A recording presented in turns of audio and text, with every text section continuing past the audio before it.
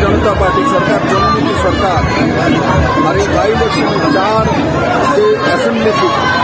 विपुल भोटे जयी करार समस्त भारतीय जनता पार्टी कार्यकर्ता लिए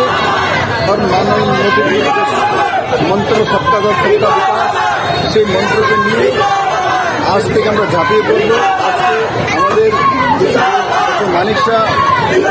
রয়েছেন, ওনার নমিনেশন আছে, সেখানে ভাগ নেওয়ার পর সমস্ত 4 বিধানসভার মধ্যে প্রত্যেকটি কার্যকর্তাদের সঙ্গে যাবো সবাই এবং 18তে যেভাবে আমরা আশীর্বাদ করেছি আমার পূর্ণ বিশ্বাস ত্রিপুরাবাসী আবার তৈরি হয়ে আছে নতুন নেতৃত্বে। আজকের 4 অ্যাসেম্বলির সেমিফাইনাল বিপুল ভোটে জয়ী করে